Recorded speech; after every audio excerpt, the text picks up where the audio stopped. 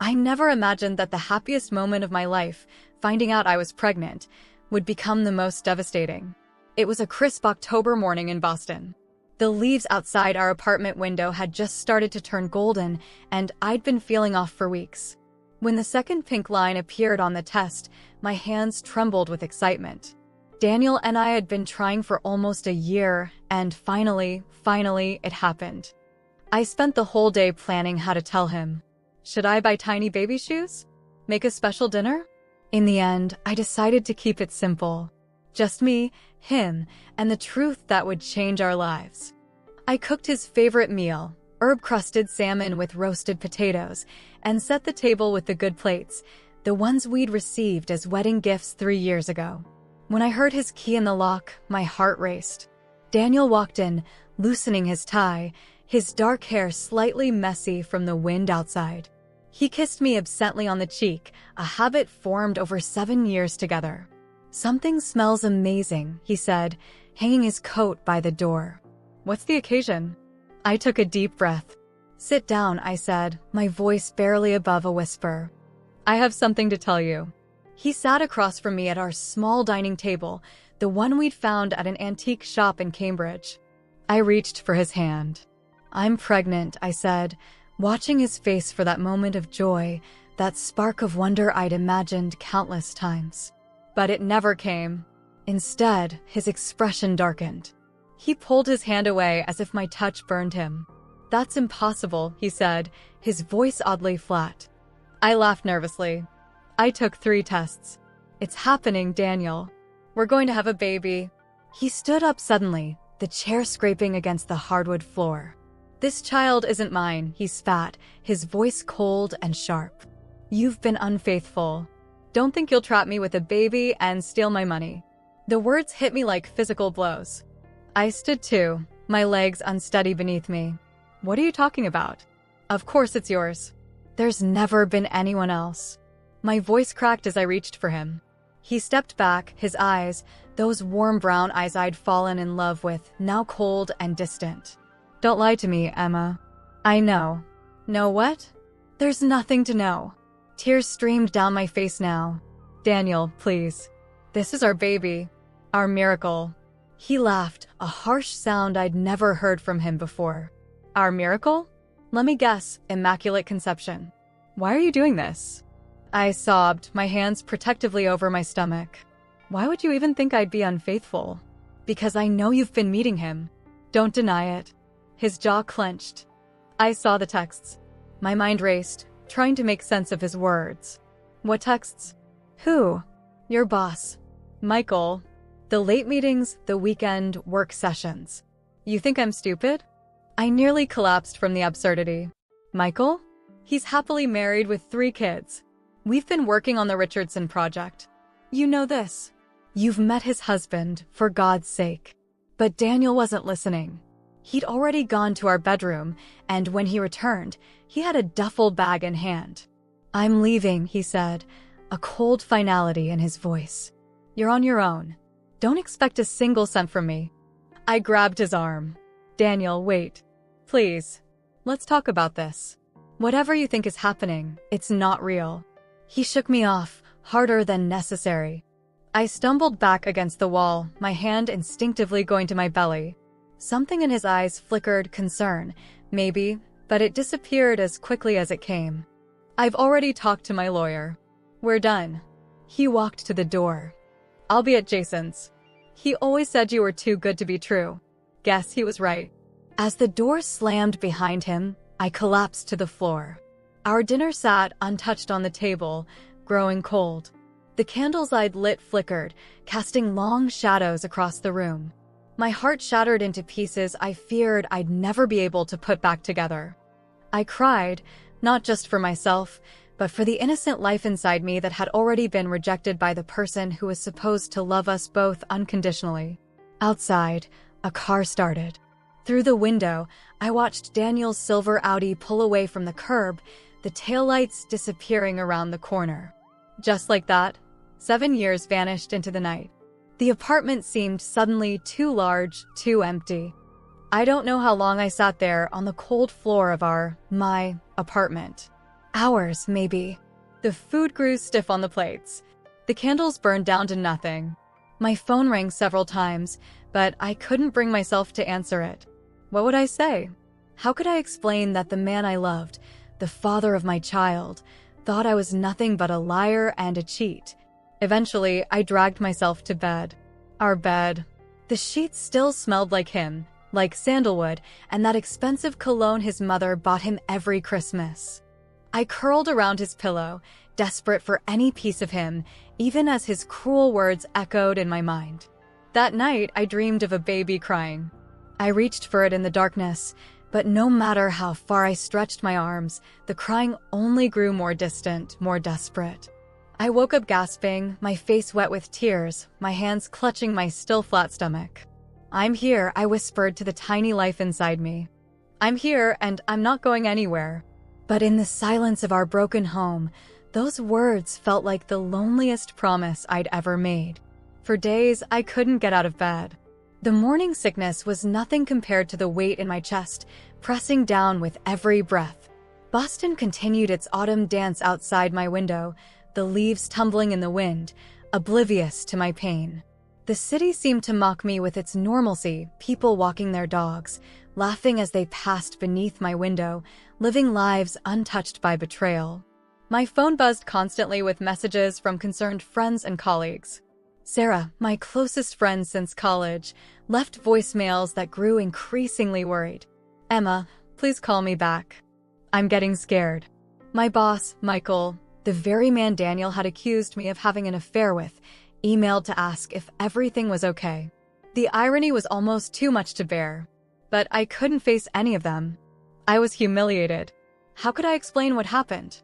That Daniel, the man who'd proposed to me on the Charles River Esplanade 5 years ago, had looked at me with such hatred that he'd accused me of the one thing I could never do, betray him. I survived on crackers and water, forcing myself to eat for the baby's sake. The prenatal vitamins I'd bought so excitedly the day of my positive test sat on the bathroom counter, a reminder of dreams now shattered. On the 5th day, Sarah used her spare key to enter my apartment. She found me curled in bed, unwashed, surrounded by tissues and the remnants of saltine crackers. "Oh, Emma," she whispered, sitting beside me. She didn't ask what happened. She simply pulled me into a hug so tight I could barely breathe. And finally, I told her everything. "He thinks I cheated on him, Sarah. With Michael, of all people." I laughed, the sound hollow and strange. He packed a bag and left. Said he wasn't coming back. Said he wouldn't give us a cent. Sarah's face hardened. "He said what?" "That bastard. After everything you've done for him." She reached for her phone. "I'm calling him right now." I grabbed her wrist. "No, please. I can't. I can't face him right now." She reluctantly put her phone down, then looked at me with gentle determination. "Okay, but you need to eat. A real meal. And shower. And we're going to figure this out, one step at a time." That afternoon, Sarah cooked me soup and toast, watched me eat every bite, and then practically forced me into the shower. The hot water beat against my skin, washing away days of tears and sweat, but not the pain, not the betrayal. As steam filled the bathroom, I caught a glimpse of myself in the fogged mirror. My eyes were sunken, rimmed with dark circles. My skin was pale. I barely recognized myself, but as I wiped away the condensation, my hand drifted down to my stomach. Was it my imagination, or was there already the slightest curve there? Then I felt it. A flutter, small, delicate, like the wings of a butterfly. It was my baby. My baby was still here, still alive, still depending on me. In that moment, something shifted. A tiny spark of life had reminded me that I wasn't alone. I had someone to fight for now. Someone who hadn't even opened their eyes to the world yet, but who needed me more than anyone ever had. I stepped out of the shower, wrapped myself in a towel, and looked at myself in the clear mirror. My eyes were still swollen, but behind them burned a new fire. If Daniel thought he could throw me away like trash and walk away untouched, he was wrong. He had taken something from me, my dignity, my peace, but I would take something from him too. Everything that was rightfully mine. everything that was my child's by law and by blood. When I emerged from the bathroom, Sarah was changing my sheets, humming softly to herself. "I'm going to fight," I said, my voice stronger than it had been in days. Sarah looked up, surprise and relief washing over her face. "For Daniel." I shook my head. "For myself. For my baby. For what's ours." That night, after Sarah left with promises to return the next day, I sat at our dining table, the scene of Daniel's betrayal, and made a list. I wrote down everything I needed: a lawyer, financial documents, prenatal care, a plan. I didn't want revenge. Revenge was small, petty. What I wanted was justice, and I was going to get it. The next morning, I called Michael and explained why I'd been absent. To his credit, he didn't flinch when I mentioned the accusation of an affair. "Take all the time you need," he said, genuine concern in his voice. "And Emma? Let me know if you need a character witness. For what it's worth, I think Daniel's a damn fool." I spent that day gathering documents, bank statements, property deeds, tax returns. Our lives had been intertwined for so long that separation would be like untangling a complex knot. But I was determined to pull each thread apart carefully, methodically. Every paper I found reminded me of a different chapter in our life together: the mortgage for our apartment, signed 3 years ago after months of searching; the joint account we'd opened when we first moved in together in our late 20s; the investment portfolio we'd built for our future, for the family we'd planned to have. The pain came in waves. One moment, I'd be calmly sorting through papers, and the next, I'd be curled on the floor, sobbing as a memory blindsided me. The weekend trip to Maine where we'd found that blue ceramic bowl on our kitchen counter.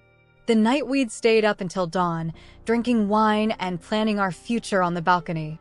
The Christmas morning when he'd surprised me with the antique locket I still wore around my neck. I took the locket off and placed it in a drawer. I couldn't bear its weight against my skin anymore. It felt like carrying a lie. As days turned to weeks, I developed a routine. Mornings were for research, finding the right lawyer, understanding my rights, preparing for the battle ahead. Afternoons were for rest and self-care, essential for my pregnancy. Evenings were the hardest. The empty apartment echoed with memories, with absences. I bought a body pillow to fill the space where Daniel used to sleep, but it was a poor substitute for human warmth. Daniel didn't call, didn't text. His silence was another betrayal, deeper in some ways than his accusations. 7 years together, and he could walk away without a backward glance? I checked my phone obsessively, both dreading and hoping for his name to appear on the screen. Then, 3 weeks after he left, I received an email from an unfamiliar address: d.parkard personal@gmail.com. Daniel. My heart raced as I opened it. "Emma, I think we need to discuss this rationally. This drama isn't good for either of us. I've spoken with my lawyer, and I believe we can come to an arrangement that's fair. Please respond when you're ready to move on. D." I read it 7 times, my anger building with each pass. Drama? Move on? As if I'd created this situation? As if I was holding onto something petty rather than carrying his child? The audacity of his dismissal, his complete failure to acknowledge what he'd done or what I was going through, ignited something in me. I didn't reply. Instead, I forwarded the email to Sarah with a single line: "Can you recommend a shark of a lawyer?" 2 hours later, I had an appointment with Catherine Chin, one of Boston's most formidable divorce attorneys. As I noted the date in my calendar, my hand drifted to my stomach again. The fluttering had become more frequent, more definite. "We're going to be okay," I whispered to my baby. For the first time since that awful night, I almost believed it. Catherine Chen's office overlooked Boston Harbor, the expansive windows framing the bobbing sailboats and the steady stream of ferries. She was younger than I expected, maybe early 40s, with an immaculate bob and a handshake that meant business. "So," she said, after I'd spilled my story across her polished desk, "your husband believes you were unfaithful, refuses to acknowledge the child as his, and has essentially abandoned you both." She didn't phrase it as a question, merely a recitation of facts. I nodded, my hands protectively over my small but growing bump. At 12 weeks, my pregnancy was becoming more obvious, at least to me. And you want what, exactly? Her eyes were sharp, assessing. What's mine, I said, my voice steadier than I felt. What's ours? My baby and me. The life we deserve. A small smile touched her lips. Good answer. Now, let's get specific. She pulled out a legal pad. Massachusetts is an equitable distribution state. That means the court will divide marital property fairly, but not necessarily equally. Given the circumstances, especially the abandonment, we're in a strong position. For the next hour, we dissected my marriage like scientists examining a specimen. The apartment in Back Bay, the vacation property on Cape Cod, the investments, the retirement accounts, the artwork we'd collected piece by piece from local galleries. With each item we listed, I felt Daniel's presence fade a little more, replaced by the cold reality of division.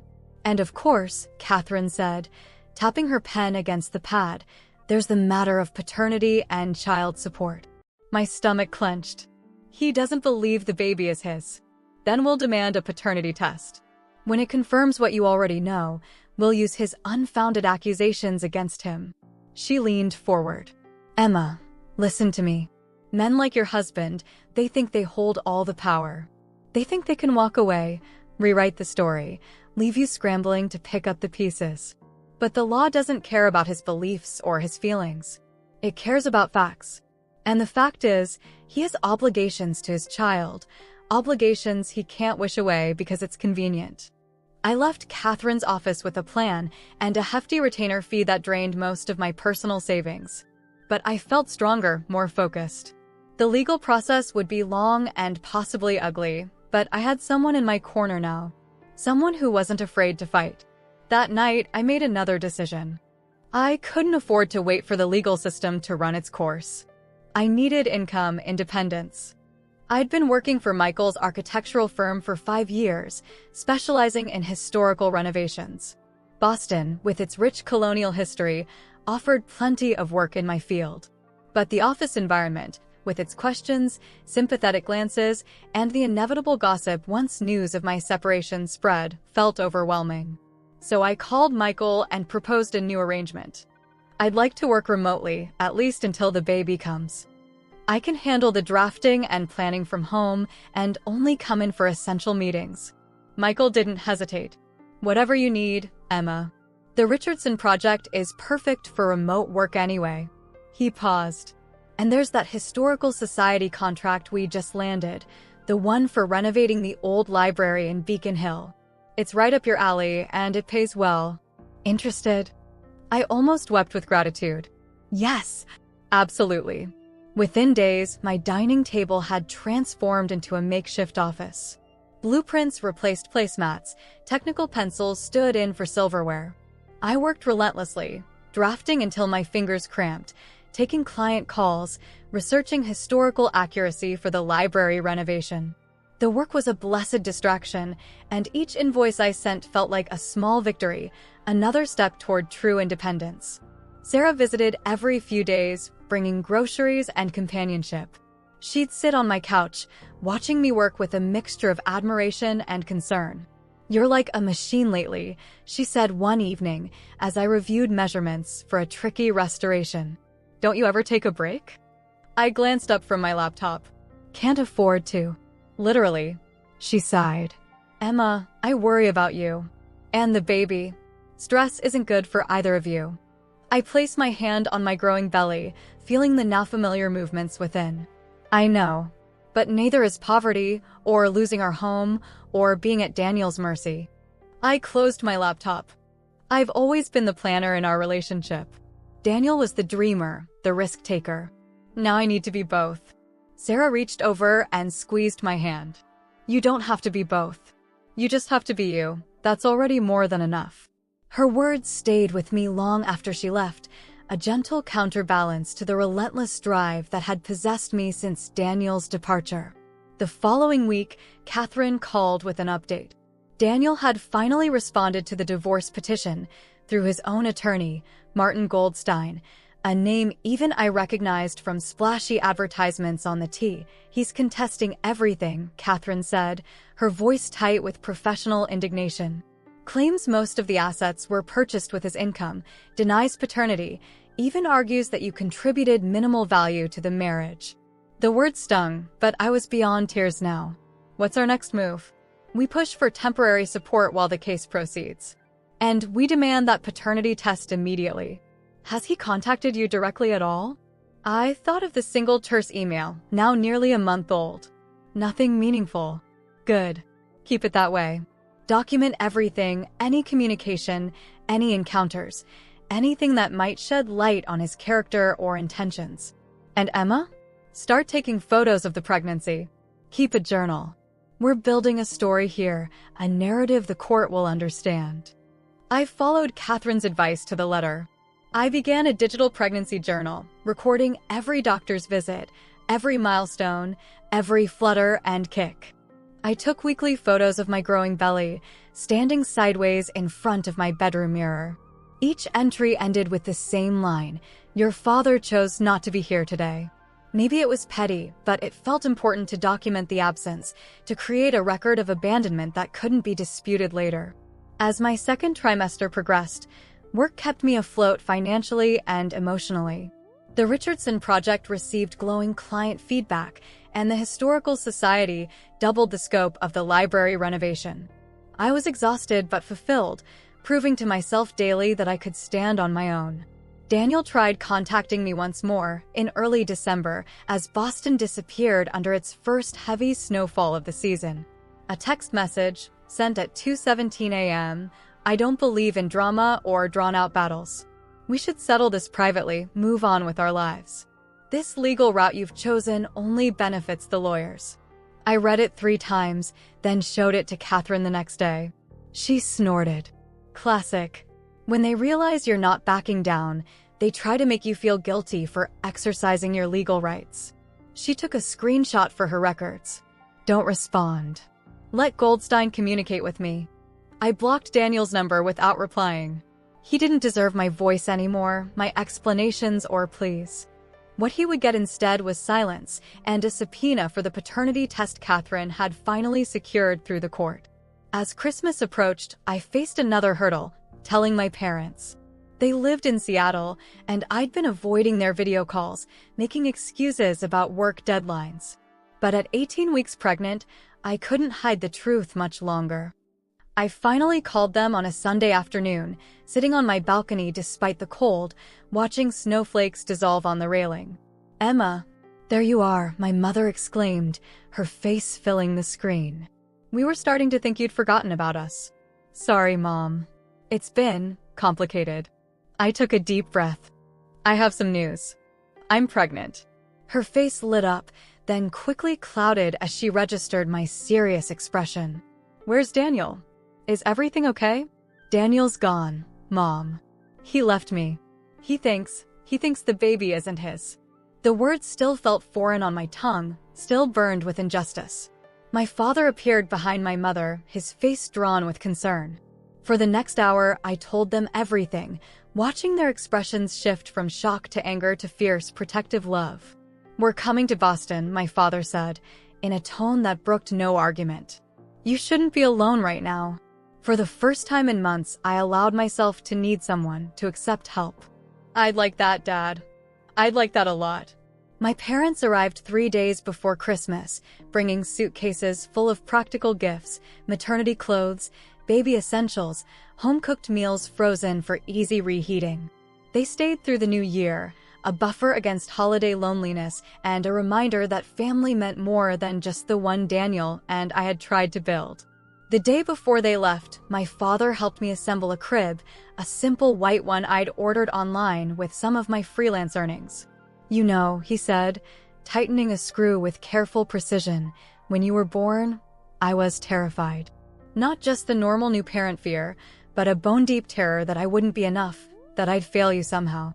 He looked up at me, his eyes gentle behind his glasses. "But you learn. You adapt. You find strength you never knew you had." I sat on the edge of my bed, watching him work. "I'm not afraid of being a single parent, Dad. I'm afraid of what Daniel might do, how he might hurt us even after the baby comes." My father set down the screwdriver. "Emma, listen to me. That man may be this child's biological father, but being a real father is about choices, daily choices to show up, to care, to put someone else first. Daniel has failed that test already. But you? You're already a wonderful mother. And you're not alone.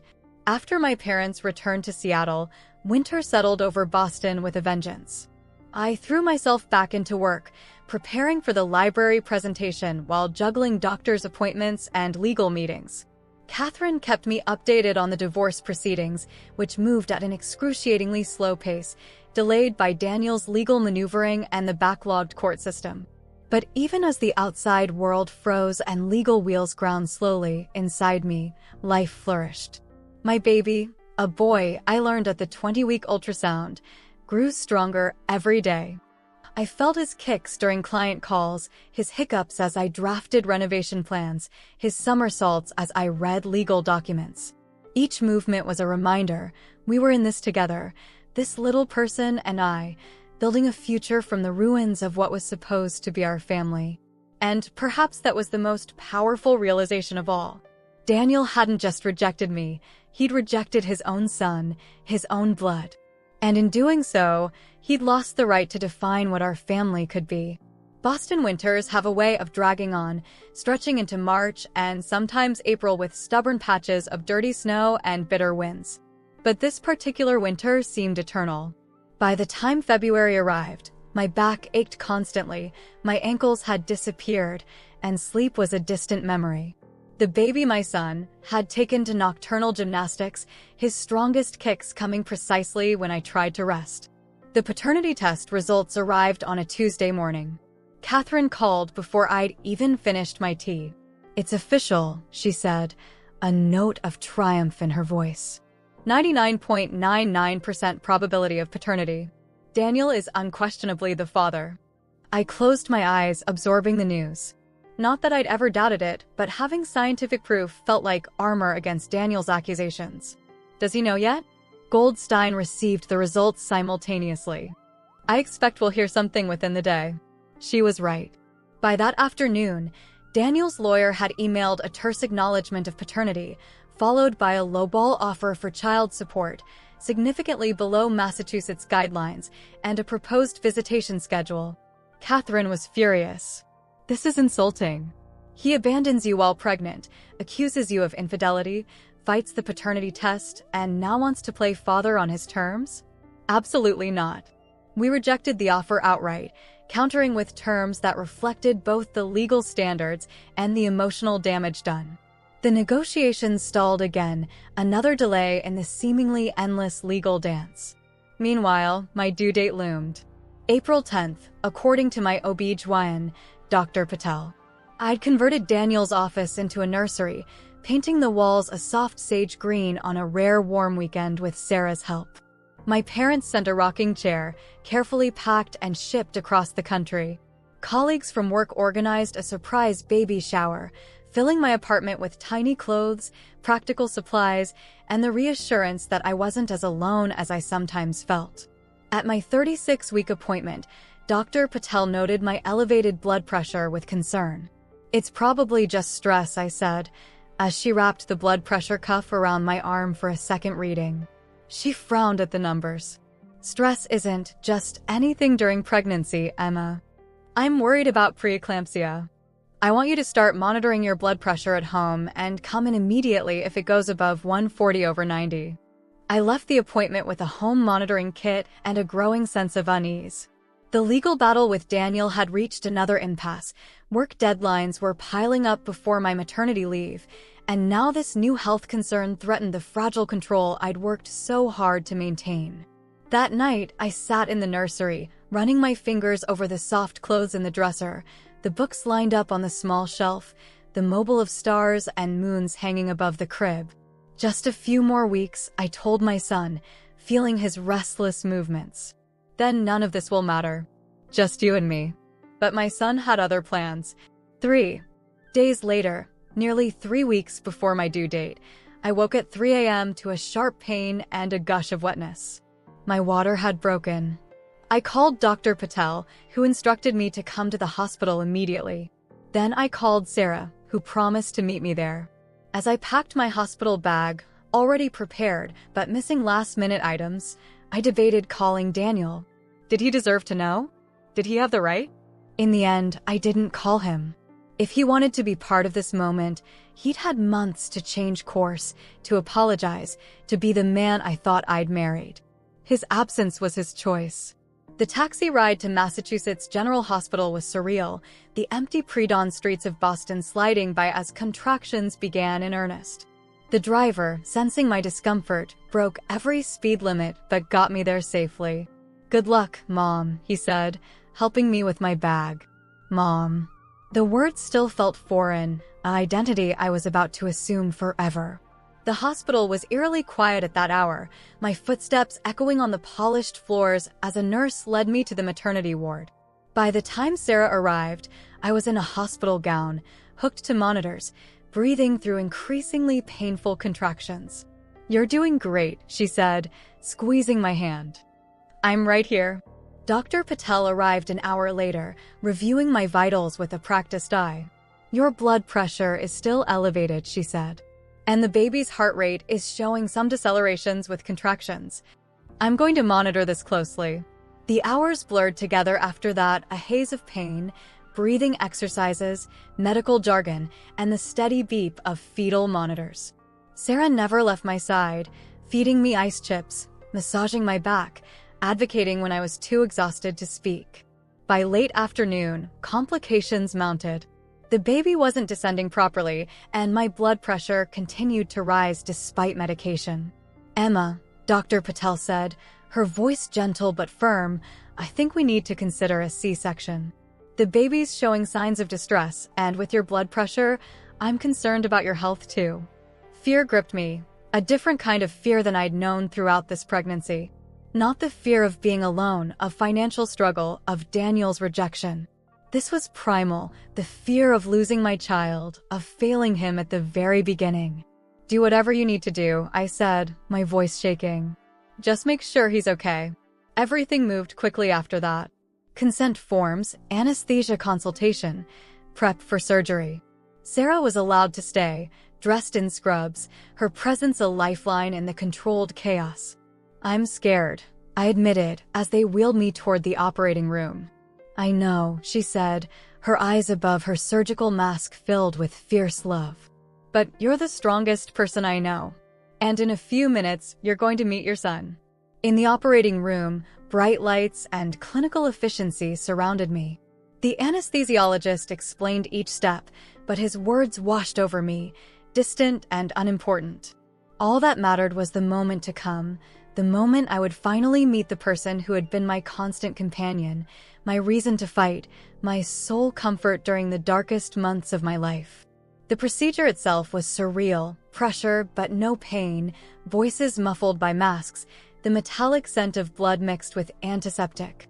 Sarah held my hand, whispering encouragement, her eyes conveying what words couldn't. Then, at 5:17 p.m. on March 23rd, I heard it, a cry, indignant and powerful. My son had arrived. "It's a boy," Dr. Patel announced, though we'd known that for months. A beautiful, healthy boy. They brought him to me, this tiny person with a shock of dark hair and lungs that clearly worked perfectly. His eyes were squeezed shut, his face red with the effort of his first breaths. "Hello, Leo," I whispered, the name I'd chosen months ago, after the constellation visible the night Daniel left, a reminder of the strength I'd found in darkness. "I'm your mom."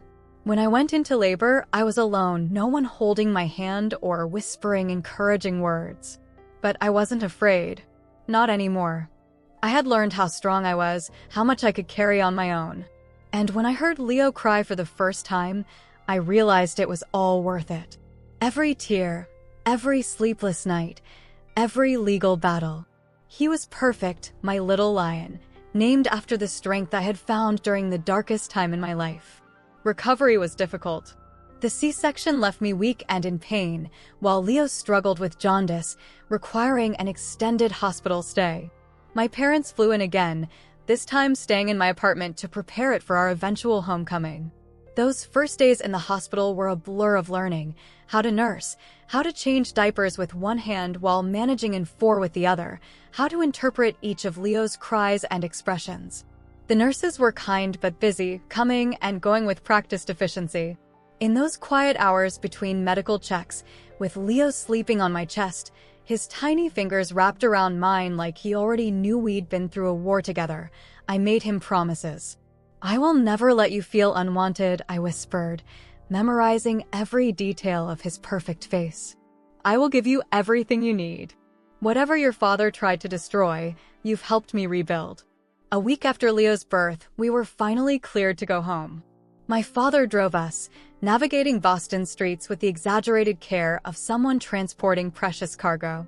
My mother sat beside me in the back, both of us watching Leo as if he might disappear. That evening, as I settled into the rocking chair in the nursery, Leo drifting to sleep in my arms, the doorbell rang. My mother answered it, returning moments later with an envelope. It was a courier, she said, her expression troubled. "It's from Daniel's lawyer." With trembling hands, I opened it after placing Leo in his crib. Inside was the first letter: court-ordered paternity test results, officially served. Daniel had received them too, and now there was no more denial possible. Leo was 100% his son. I smiled when I read it, but there were no tears. No surprise. I had always known the truth. Now the world knew it too. Leo was 2 weeks old when Daniel reached out directly for the first time since the paternity results. Not a call or even a text, an email, formal and stilted. "I'd like to see my son. Please let me know when would be convenient." I stared at the message on my phone screen, Leo nursing at my breast, his tiny hand splayed possessively against my skin. My son. Now that science had confirmed what I'd always known, Daniel was ready to acknowledge Leo's existence. No apology for the accusations, no acknowledgement of the abandonment, no recognition of the months I'd spent carrying our child alone. I forwarded the email to Catherine without responding. "Standard procedure," she said when she called the next day. "Once paternity is established, he wants to establish parental rights. But Emma, remember, he has no automatic right to visitation yet. Not until the court approves it." "What should I do?" She sighed. "Legally, you're not obligated to arrange visits until there's a court order. But courts favor both parents having a relationship with the child, absent evidence of danger or harm. If you refuse outright, it might look uncooperative." We developed a strategy. I would agree to a brief, supervised visit at a neutral location. Catherine would arrange it through Goldstein, establishing clear boundaries and expectations. The meeting was set for the following Saturday at a family center in Brookline, a place that specialized in supervised visits for separated parents. My mother, still in town helping with Leo, insisted on coming with me. "I want to see the man who did this to you," she said, her gentle voice hardening. "I want to look him in the eye." That Saturday morning, I dressed Leo in a soft blue onesie, not the nicest he owned, but not the worst either. A deliberate middle ground. I couldn't pretend this visit wasn't significant, but I refused to make special preparations for the man who'd abandoned us both. The family center was housed in a converted Victorian, its interiors bright and child-friendly despite the serious circumstances that brought families there. A coordinator met us at the door, explaining the process. Daniel was already waiting in a room upstairs. "You can stay for the entire visit," she assured me. "We're here to facilitate, not to separate you from your baby." Leo was sleeping in his carrier as we climbed the stairs, my mother a steadying presence behind me. My heart hammered against my ribs, a mixture of anger and anxiety making my hands tremble. And then, suddenly, there he was. Daniel stood as we entered, and the sight of him knocked the air from my lungs. He looked nothing like the man who had left me. His usually immaculate appearance had deteriorated, hair longer than he typically wore it, beard stubbled and uneven, clothes wrinkled as if he'd slept in them. But it was his eyes that shocked me most, hollow, haunted. He stared at the carrier in my hands, not meeting my gaze. "Emma," he said, his voice rough. "Thank you for coming." I didn't respond, simply placed Leo's carrier on the table and sat down across from Daniel. My mother positioned herself slightly behind me, a silent guardian. "This is your grandmother," I told Leo softly, though he was still sleeping. "And that's Daniel. Not your father. Not Dad.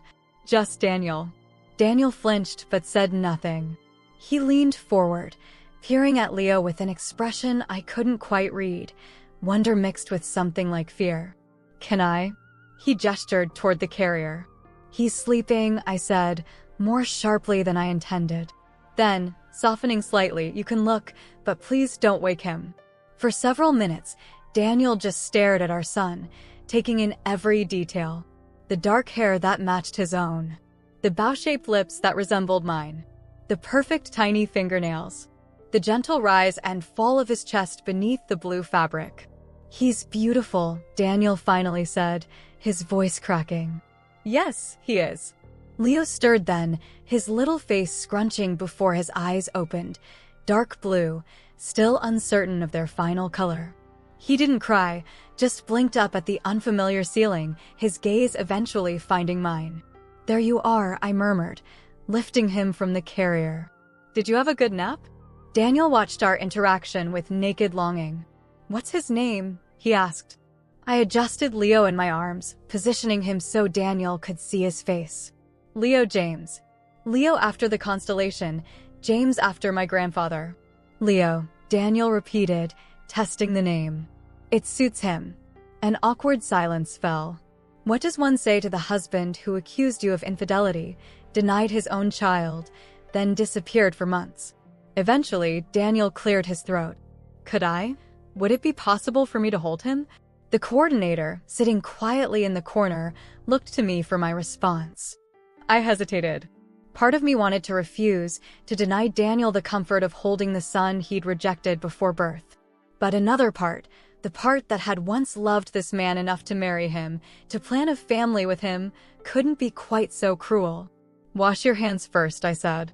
When Daniel returned from the bathroom, I carefully transferred Leo to his arms, showing him how to support the baby's head, how to hold him securely. "He's so small," Daniel whispered, awe and terror mingling in his voice. "He was 3 weeks early," I explained, unable to keep the accusation from my tone. "Stress-induced preeclampsia, according to the doctors." Daniel looked up sharply, guilt washing over his features. "I didn't know." "I'm sorry." "There's a lot you don't know," I said quietly. "You weren't there." Leo began to fuss in Daniel's arms, small distress sounds escalating toward a full cry. Daniel looked panicked, unsure what to do. "He probably needs to be changed," I said, taking Leo back with practiced ease. "Excuse me." In the privacy of the family center's changing room, I let out a shuddering breath, tears threatening for the first time that day. My mother followed, placing a steadying hand on my shoulder. "You're doing beautifully," she said. So dignified, so strong. I changed Leo's diaper, soothing him with the routine we'd established over the past 2 weeks. "I don't know if I can go back in there, Mom." Seeing him with Leo, it hurts more than I expected. She nodded. "Of course it does. But remember, you're in control here. Not him." When we returned, Daniel was standing by the window, staring out at the street below. He turned at our entrance, his eyes red-rimmed. "I made a terrible mistake, Emma," he said, the words rushing out as if he'd been holding them back. "I was wrong about everything. There was never anyone else, was there?" I sat down, cradling Leo protectively. "No, there wasn't. I want to explain now." I interrupted, unable to contain my bitterness. After months of silence, after accusing me of lying, after missing my entire pregnancy, after making me go through labor alone, now you want to explain? My mother placed a warning hand on my arm, reminding me of the coordinator's presence, of the fact that this interaction would likely be reported to the court.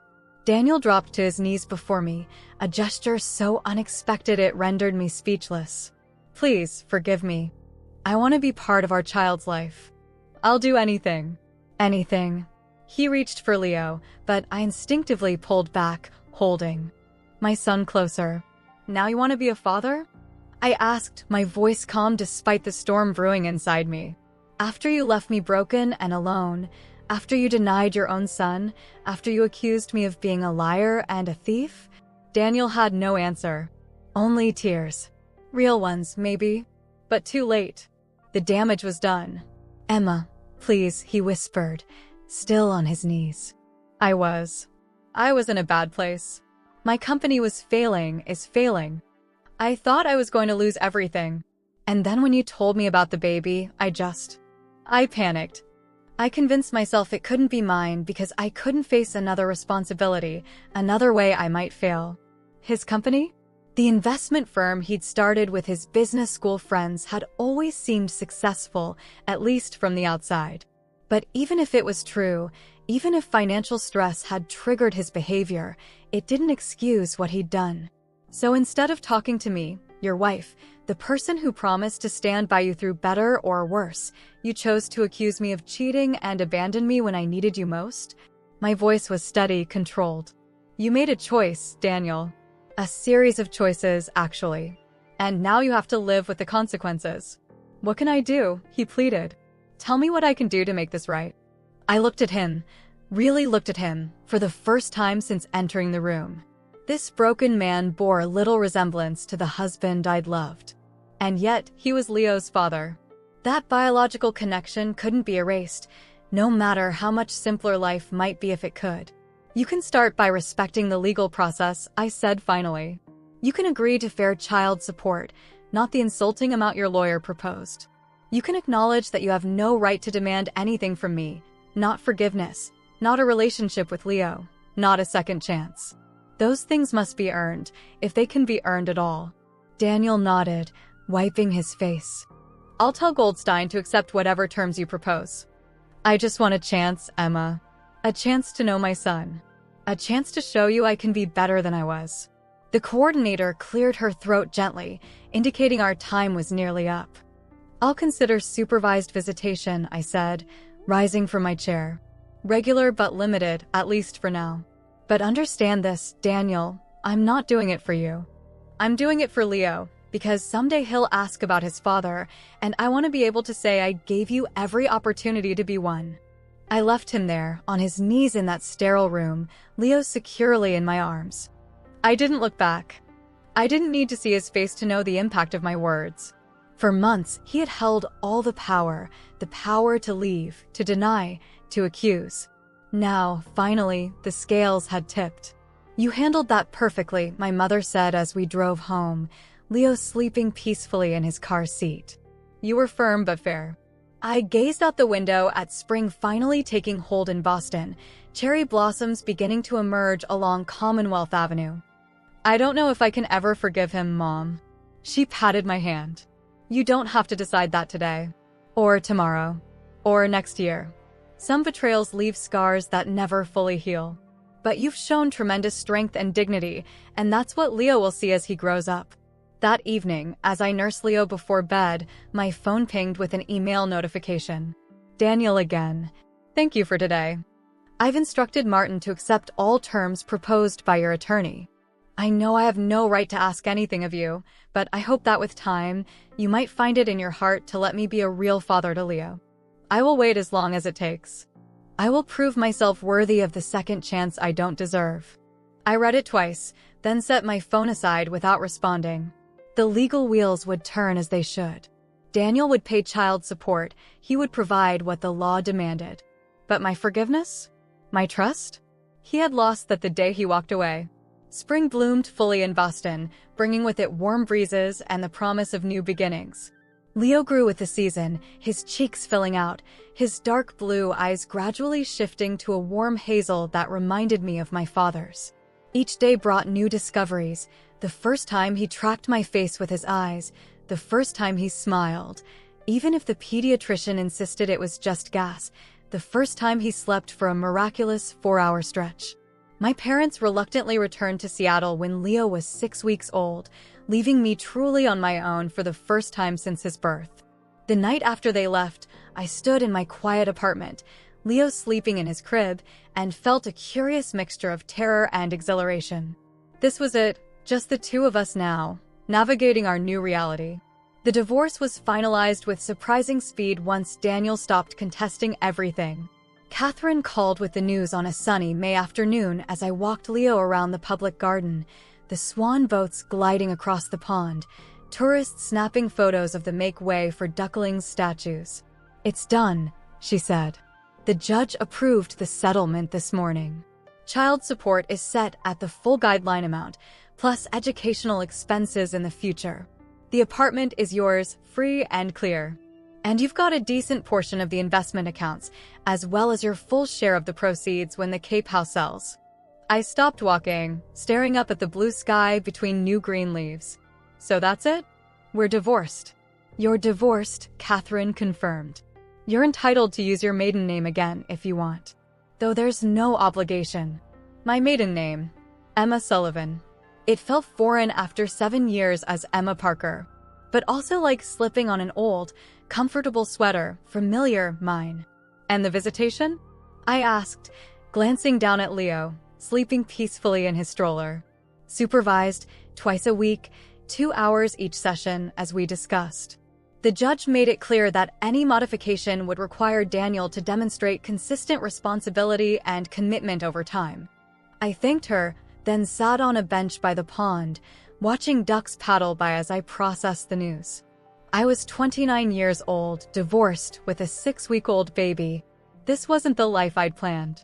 And yet, as I looked at Leo's peaceful face, I couldn't bring myself to wish for a different path. Every painful step had led me to this moment to him. Daniel adhered to the visitation schedule with religious precision. Twice a week, I'd bring Leo to the family center, handing him over to the staff who supervised the visits. I never stayed to watch, preferring to use those 2 hours for errands or brief moments of self-care, a coffee at my favorite cafe, a walk around the neighborhood, once even a quick haircut. The coordinator provided brief, professional reports afterward. Mr. Parker was attentive and appropriate. He fed Leo his bottle and read him a story. I returned to work part-time when Leo was 3 months old, bringing him with me to the architectural firm 2 days a week. Michael had transformed a storage room into a makeshift nursery, complete with a portable crib and changing station. "The clients love it," he assured me when I expressed concern about Leo's presence being disruptive. "They think we're progressive. Family-friendly. Besides, he's the best-behaved baby I've ever seen." It wasn't entirely true. Leo had his fussy days like any infant, but the arrangement worked well enough. On the days I worked from home, I'd set up my drafting table beside his play mat, stealing moments of productivity between feedings and diaper changes. We developed a rhythm, Leo and I, morning walks along the Charles River, afternoon naps where I'd often join him, evenings spent on a blanket in the living room floor, discovering the simple joy of peek-boo and the fascinating crinkle of paper. My apartment transformed too, baby equipment gradually claiming more territory than my architectural models and books. Sarah visited often, appointed herself as Leo's honorary aunt, bringing him onesies with clever sayings and offering to babysit so I could have occasional evenings to myself. My parents made monthly trips east, eager to witness every milestone, every tiny change in their only grandchild. Summer arrived, hot and humid. I took Leo to the Cape for a week, renting a small cottage not far from the beach house Daniel and I still co-owned, but hadn't yet sold. It was strange being so close to a place that held so many memories, anniversaries celebrated, holiday weekends with friends, quiet winter retreats where we'd planned our future. But Leo gave me a new lens through which to see the world. His wonder at the sound of waves, his fascination with the play of sunlight through leaves, his delight in the feel of sand between his tiny fingers, all of it made old places new again. One afternoon, as I walked along the beach with Leo strapped to my chest, I saw a couple holding hands near the water's edge. They looked so happy, so in sync, that for a moment, unexpected grief washed over me. Not for Daniel specifically, but for the partnership I'd thought we had, for the family I'd imagined we'd build together. "It's okay to miss it," I whispered to Leo, though he was fast asleep against me. "It's okay to miss the dream, even when the reality was something else entirely." When autumn came, painting Boston in brilliant reds and golds, Leo began to crawl. I'd place him on his play mat, turn to answer an email, and find him halfway across the room, making determined progress towards some fascinating object, usually something completely inappropriate for a baby, like my phone charger or a stray architectural pencil. Daniel noticed the development immediately during his next visitation. "He's crawling," he exclaimed, according to the coordinator's report. When did that start? I was surprised by the pang I felt reading those words. These milestones were meant to be shared, celebrated together. Instead, they were carefully documented and relayed through third parties, clinical and detached. At Leo's 6-month pediatric checkup, Dr. Chin, no relation to Catherine, pronounced him perfectly healthy and thriving. "You're doing an amazing job," she told me as Leo babbled happily on the examination table, reaching for her stethoscope. "Especially considering your circumstances." "My circumstances?" I asked, helping Leo sit up. Dr. Chin looked slightly embarrassed. "Single parenting. It's not easy under the best conditions, and with everything you've been through." I smiled, surprised to find I meant it. "We're okay, actually. Better than okay." It was true, I realized. Somewhere between the sleepless nights, the first smiles, the gradual rebuilding of my career, and the development of new routines, I'd found a kind of peace. Not the life I'd expected, but one with its own richness, its own rewards.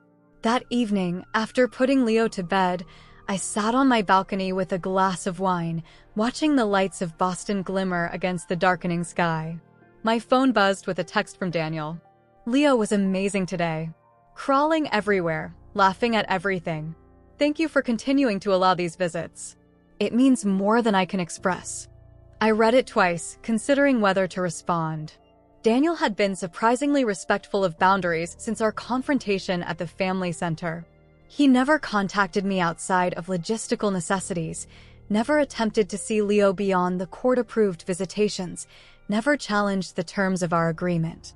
His child support payments arrived precisely on time, often with additional amounts for anything extra Leo might need. After a moment's hesitation, I typed, "He started crawling 2 weeks ago." His favorite toys are the fabric blocks from my parents and that crinkly book Sarah bought him. It wasn't much, just a small piece of information, a tiny bridge across the chasm between us. But it felt like a significant concession. Daniel's response came quickly. "Thank you for telling me. I think about him constantly. About both of you." I didn't reply to that. Some bridges I wasn't ready to build. Months passed.